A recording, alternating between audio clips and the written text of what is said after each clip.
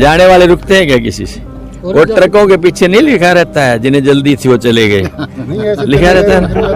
आज की तारीख में कानून व्यवस्था प्रदेश के अंदर आज की तारीख में ये देख रहे हैं कि आप किस तरह से बिगड़ी हुई परिस्थितियां हैं, भ्रष्टाचार है और विकास नाम की चीज़ नहीं है कहीं भी, सिर्फ बातें बातें हैं, उनके पास घोषणाएं हैं। तो वो आप देख लें कि ऐसी समाज के लिए हमारे टाइम पे 100 गज के प्लॉट दिए थे, इन्होंने 30 गज के लिए 1 लाख रुपए कीमत रख दी है।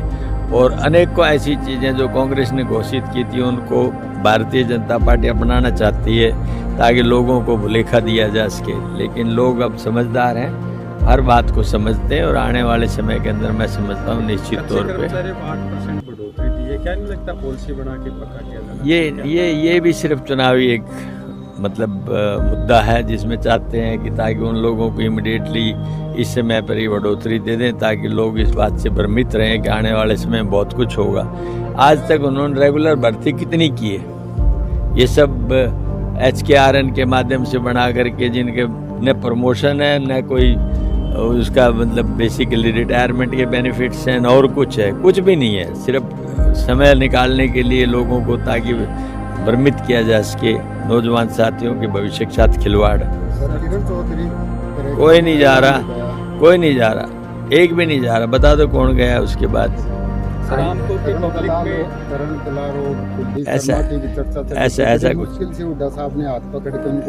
ऐसा कुछ नहीं है। जाने वाले रुकते हैं क्या किसी से? वो ट्रकों के पीछे नहीं लिखा रहता है जिन्हें जल्दी थी वो चले गए, लिखा रहता है ना। एक बात ये भी कही कि 5-5, 6-6 टिकट आती हैं तो आपस में कांग्रेस का ही नुकसान करेंगे ये। देखिए सुनो, ये इस बात का प्रतीक है कि लोगों का ज़्यादा रुझान कांग्रेस की तरफ है। आपने देखा होगा पहले भी जिस पार्टी की सत्ता आने वाली नजर आती है तो उम्मीदवार भी ज़्यादा होते हैं। तो कांग्रेस क्या कोई भी पार्टी टिकट तय की देगी, बाकी सब लोग मिलकर के साथ देंगे उसका।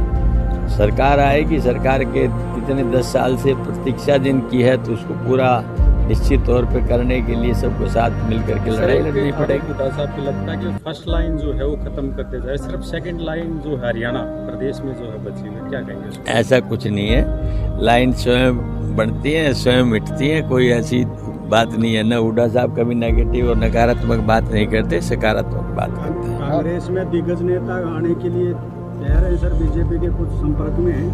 देखिए ये तो जो नेता संपर्क में वो बता सकते हैं, लेकिन मुझे इस बारे में नहीं, मेरी नॉलेज में कुछ ऐसा नहीं है। लोकसभा चुनाव में SYL का मुद्दा कौन हो गया? दक्षिण हरियाणा के लिए SYL बिल्कुल सही कह रहे हो। ये लाइव एक सुनो में ये लाइफ लाइन है। हुड्डा साहब ने, रूपदेव भांजी ने बहुत उठाया है। और हुड्डा सुनिए मेरी बात, देखिए लोकसभा चुनाव में तो इस बात का इश्यू इसलिए नहीं था कि महंगाई और बेरोजगारी इससे बड़ा इश्यू था। इस बात की तो सुप्रीम कोर्ट ने आदेश दे दिए, उनको नहीं माना। उन्होंने जो हमारी भूमि ले रखी थी, अधिकृत की हुई थी, उसकी भरपाई कर दी, वापस मिट्टी डाल दी गई उसमें। तो वो एक दिन का मुद्दा नहीं है, वो तो सालों साल से चला हुआ मुद्दा है। इसलिए उस बात को अगर आज ही ज्वलंत होता तो उसको उठाते।